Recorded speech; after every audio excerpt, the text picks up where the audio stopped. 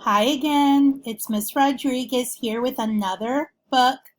This book is called Night Workers by Michael Christopher. It doesn't say who the illustrator is, and I don't think that there is an illustrator. Look at the front cover carefully. Is that an illustration or is that a photograph?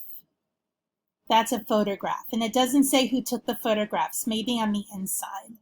And normally when you see photographs, it's not a fun fiction book. It's a different kind of book called nonfiction or gives information. And I know that I love my fiction books and the books I've read prior to this one, but I also like nonfiction because you get to learn a lot of new things or new information.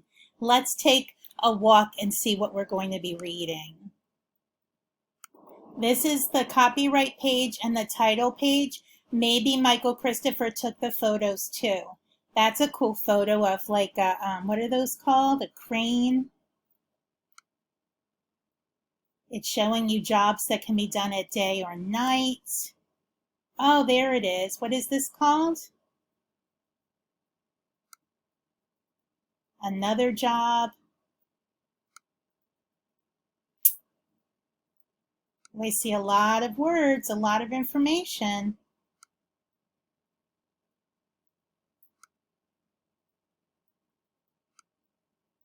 And then it shows you. So the most of this, the workers or all of the workers in the story work at night. Did you ever think about while we're sleeping in our beds, there are some people working and they work at night and sleep during the day? I know some moms and dads at Harbordale have to do that. It just depends on what kind of job you have. So we're going to be reading this. It doesn't look like there's any talking or quotation marks or onomatopoeia. We're just going to be reading the information, and we're going to read all the words with no errors or mistakes, and we're going to read it with good fluency, a nice talking voice. I'm going to read it to you as you follow along, and then you will have a chance to read it. Some people work in the day. Some people work at night. Day, a school bus driver. Night, and if you don't know what's going on in this picture, he's called an air traffic controller. He's looking at all the airplanes at night to make sure that they all have their own path and can fly safely. There are no lanes of traffic in the sky. This worker drives a truck at night. He fixes the roads at night. This worker drives a truck at night. He is a night worker. He picks up food in his truck, then he drives his truck to stores. And if you see, it says dairy, and I see right here it says milk. So he's delivering our milk to stores like Publix or Trader Joe's or Whole Foods, so we have it when we want to go to the store. Think about what would happen if he had to bring it during the day and the store had to put it out during the day. It would get kind of crowded, huh? We like having it ready for us when we go. This night worker drives a police car. He is a police officer. He helps keep people safe at night. And if you didn't remember what this word was, could you look at the photo and kind of see what his job was? This worker works at night too. She is a nurse. The nurse takes care of sick people at night. There's actually a nurse who works at night, and then she switches with a nurse that works during the day. This worker is a firefighter. She is a night worker.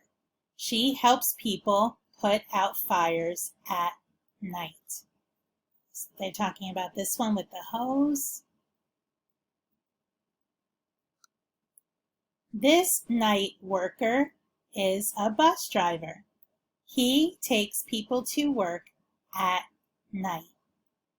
So some people who don't have cars, especially in big cities like New York or Chicago or in California, they don't always have cars, so they have to have buses to take them to where they need to go, or their jobs, and buses need bus drivers. Night workers. So we have the air traffic controller who makes sure the airplanes are flying properly. We have the person working at the construction site, the person delivering the milk, police officer, nurse, firefighter, and bus driver. I bet you could think of more too.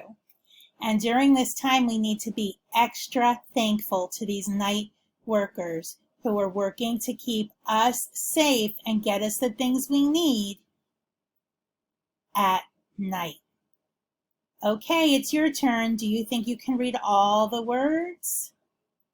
See, this was the back cover, and notice how it says nonfiction.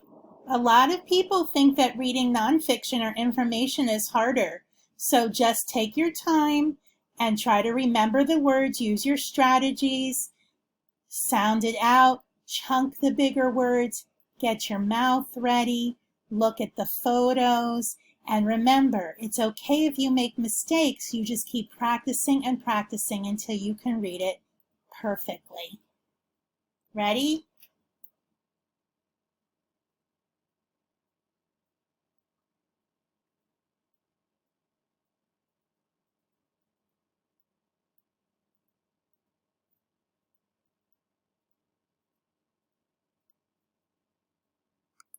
Okay, I'm not going to use the pointer. If you think the pointer helps you, use your finger or find a tool. And if not, just start reading.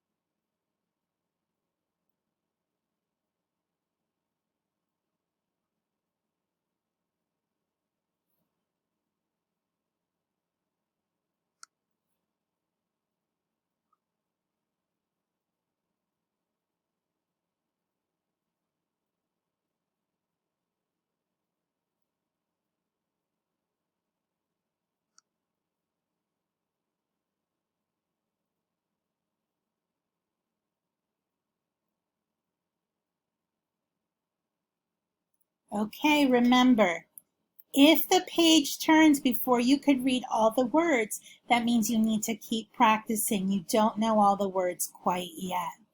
If you could read all the words and had time to look at the photo before the page turned, make sure you're not rushing and that you're reading nice in a talking voice. Keep practicing until you can read this book perfectly, and try reading it to someone at your house or someone maybe on FaceTime or Zoom. Happy reading! Bye!